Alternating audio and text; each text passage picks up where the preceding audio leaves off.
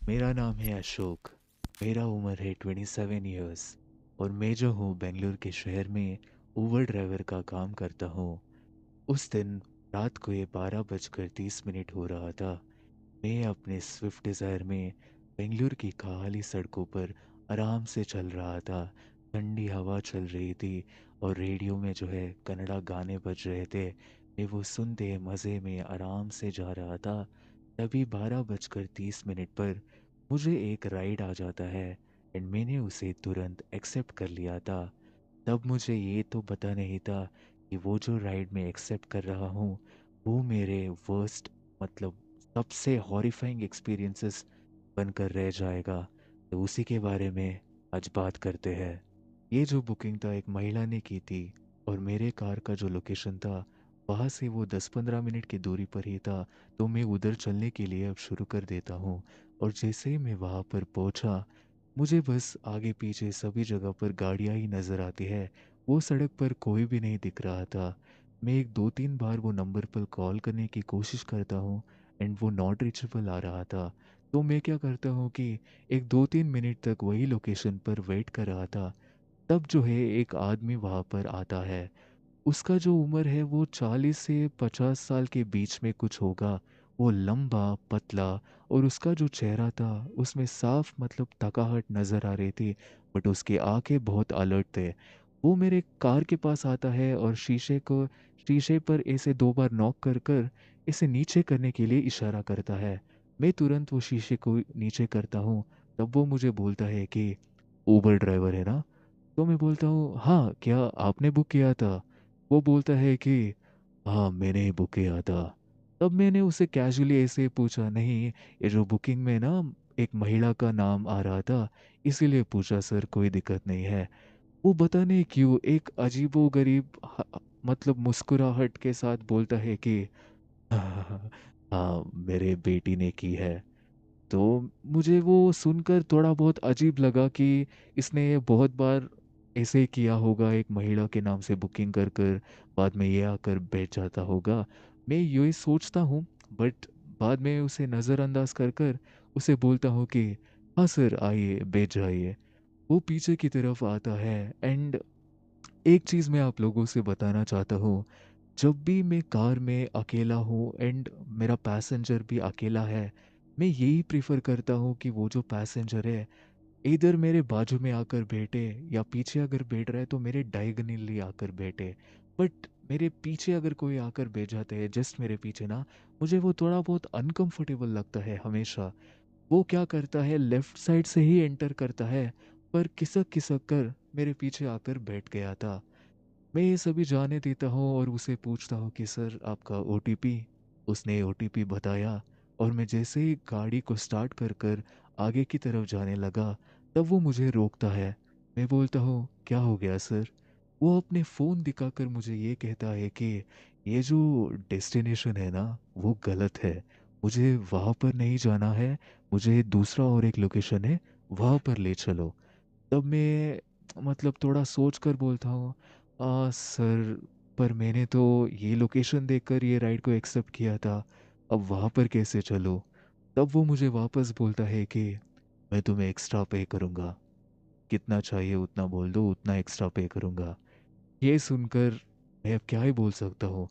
पैसों के वजह से मेरा मुंह बंद हो चुका था और मैं उसके लिए मान जाता हूँ। उसके बाद उसे पूछता हूँ कि हाँ सर, दिखाइए कहाँ पर जाना है।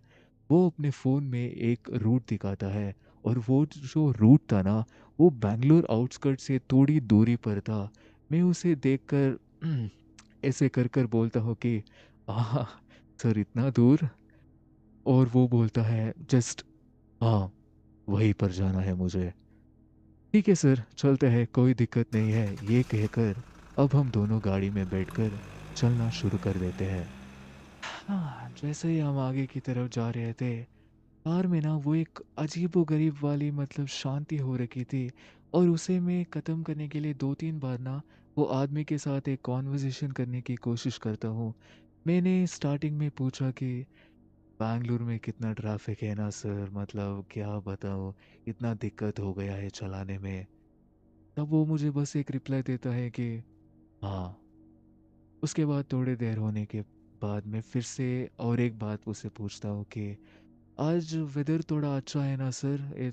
इतना मतलब ठंडी हवा चल रही है, बहुत अच्छा है आज बैंगलोर का वेदर। उसके लिए उसका रिप्लाई था, हाँ, अच्छा ही है। मुझे अब वियर्ड लग रहा था।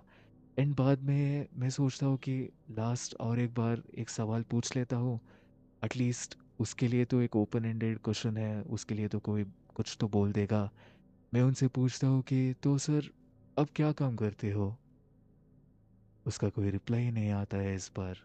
मुझे जो है अब ऐसा महसूस होना शुरू हो गया था कि ये एक ऐसा आदमी है जो बहुत सीरियस है एंड उसे मतलब ज़्यादा मतलब कॉन्वर्जेशन करना या बातचीत करना पसंद नहीं है। तो मैं बात करना बंद कर देता हूँ एंड बस अपने काम को करते ही कार चलाना शुरू कर देता हूँ। एंड जैसे ही हम आगे की तरफ जा रहे थे, एक सिग्नल आता है।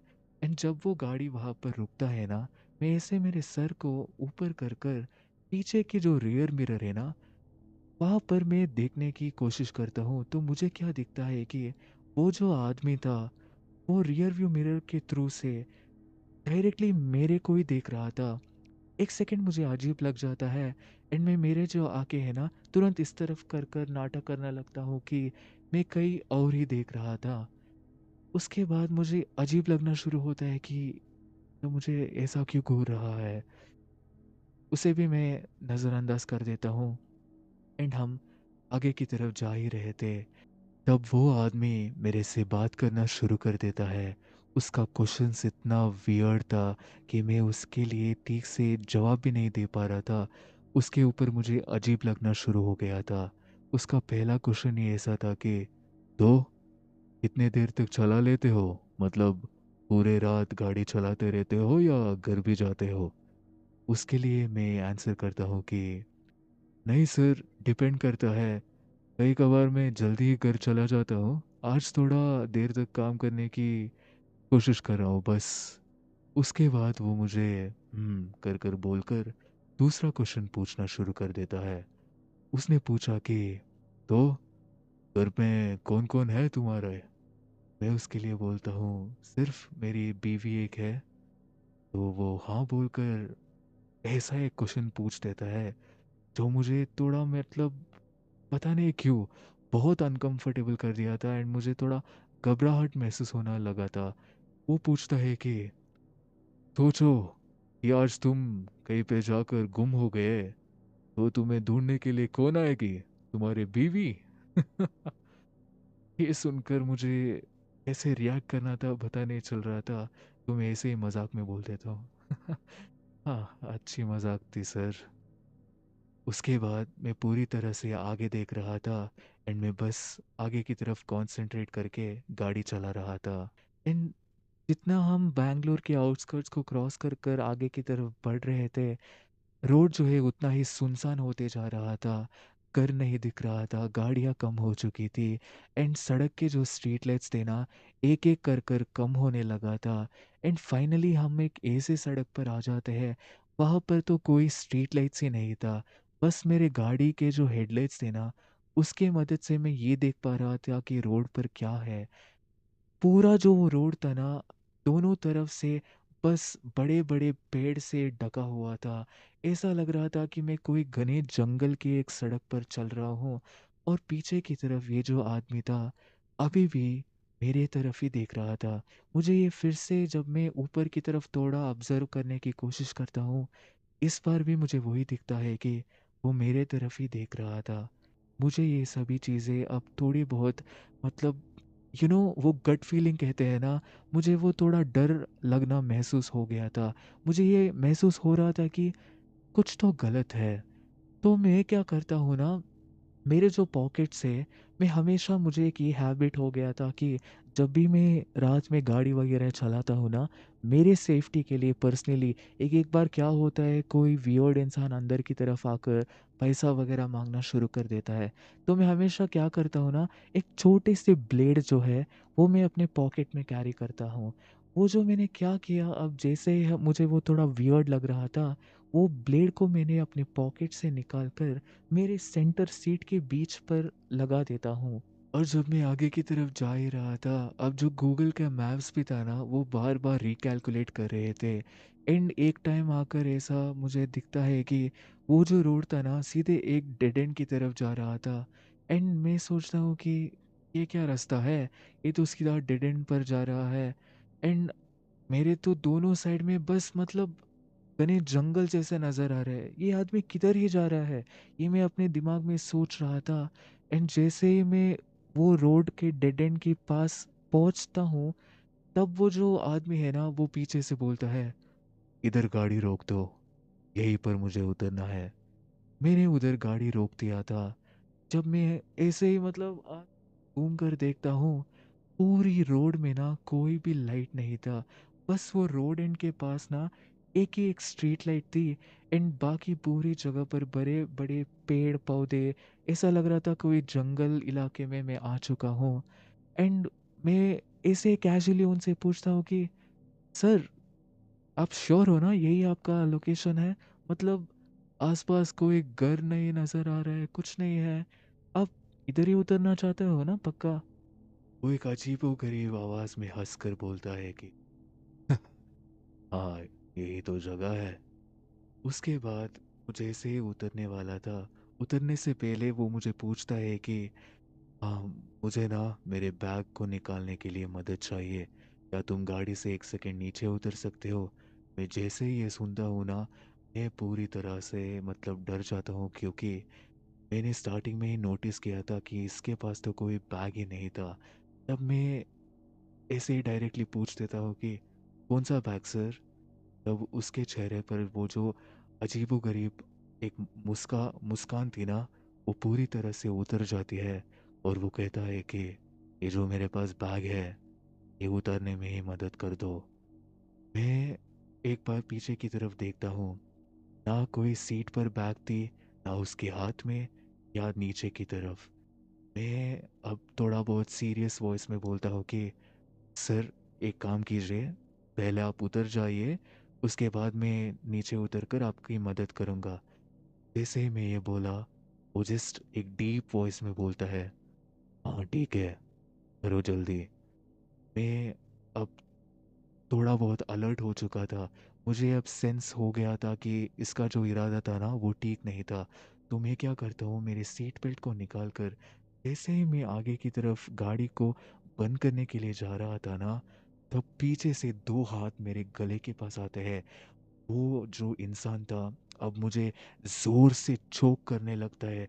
वो इतना मतलब ज़ोर से पकड़ लेता है कि वो भले ही देखने में उतना पतला-दुबला इंसान लग रहा था, बट उसके अंदर इतना जान था कि धीरे-धीरे से ना मैं फ़ेड आउट होने शुरू कर देता हूँ। मुझे साँस लेने में भी अब बहुत दिक्कत हो रही थी। एंड मेरे जो आँखें थे पूरी तरह से लाल हो चुके थे।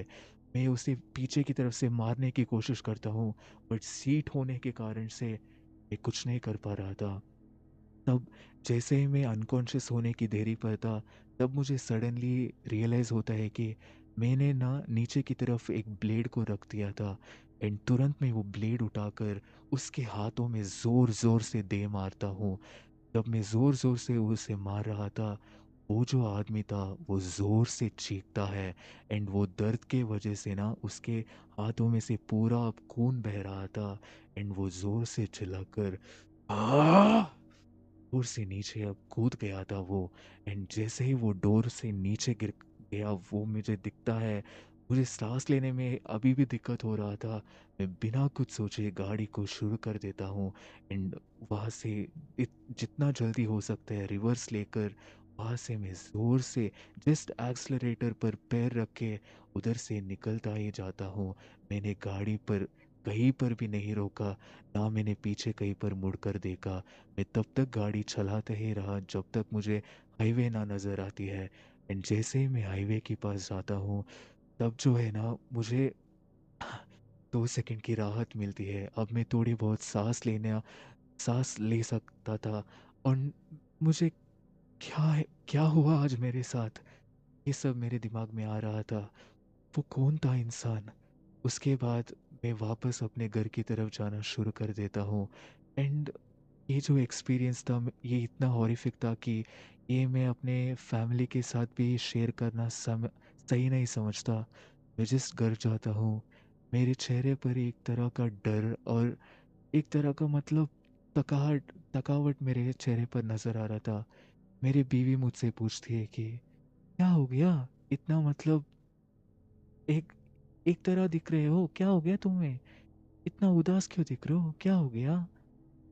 मैं जस्ट रिप्लाई करता हूँ कि कुछ नहीं, कुछ नहीं, जस्ट बहुत थक गया हूँ, मुझे नींद की ज़रूरत है। वो पूछते हैं, क्या तुमने गाना एटलीस्ट गाया? गाना लगा दूँ? मैं बोलता हूँ, नहीं, नहीं, कोई गाने की ज़रूरत नहीं है। मैं सोना चाहता हूँ, बस मुझे सोने दो। मैं उस दिन रात को बस जाकर लेट जाता हूँ। मेरे दिमाग पे वही चीज़ बार-बार गुज़र रही थी, बट मैं कैसे कर कर वो रात को सोकर निकाल देता हूँ। अगले दिन मैं सीधा पुलिस स्टेशन के पास जाता हूँ और एक कंप्लेंट को रजिस्टर करता हूँ और बोलता हूँ कि एक आदमी ऐसा था और जो भी उसने मेरे साथ किया था, वो सारी चीज़ों को मैं एक्सप्लेन करता हूँ। पुलिस बाद में कुछ देर के बाद वहाँ पर जाते हैं एंड वहाँ पर पूरी तरह से चेक करते हैं एंड मुझे वापस कॉल कर कर ये बोलते हैं कि यहाँ पर तो कुछ नहीं है, जैसे तुमने बताया कि तुमने उसे मारा था, यहाँ पर तो कोई खून का धब्बा भी नहीं है, यहाँ तो कोई घर वगैरह भी नहीं है, बस एक काली डेड एंड सड़क है, आगे पीछे सिर्फ पेड़ पौधे हैं, कोई जंगल इलाका लग रहा है, यहाँ पर तो कोई नहीं है सर, किसने आपके साथ ये किया? ये बोल ये जब मैं सुनता हूँ तब मैं भी शॉक था कि मैंने उसे हाथों पर ब्लेड से मारा था, तो खून का निशान तो एटलीस्ट होना चाहिए ना, वो भी तो नहीं था। मैं जिस बोलता हूँ कि कोई नहीं सर, आपने जाकर देखा, यही मेरे लिए काफ़ी है। थैंक यू कर कर मैं कॉल को बाद में काट देता हूँ। उसके बाद कुछ दिन हो जाता है एंड ये जो भी मेरे साथ हुआ था ना, ये सभी चीज़ों को ना मैं थोड़ी हद तक भूल चुका था एंड फिर से मैं अपने काम पर वापस लग गया था। बट अब जो मुझे था ना, रात में कोई भी राइड लेने से पहले एक हिचकिचाहट और एक डर लगना शुरू हो गया था। एंड मैंने और एक चीज़ नोटिस किया, जब भी मैं वो एरिया पर गाड़ी चलाता हूँ, वही समय पर ना मेरे उबर ऐप में एक बुकिंग नज़र आती है। वही एरिया, वही डेस्टिनेशन एंड हर बार वही एक महिला जो है वो बुकिंग कर रही थी बार-बार। तो ये था गाइज़ आज का वीडियो। अगर आपको वीडियो पसंद आया है तो मेक श्योर कि आप लाइक करो एंड बिना बोले सब्सक्राइब भी कर लो यार। मैं आपको मिलता हूँ फिर से इसी तरह की कोई वीडियो के साथ। Till then take care, goodbye and peace out.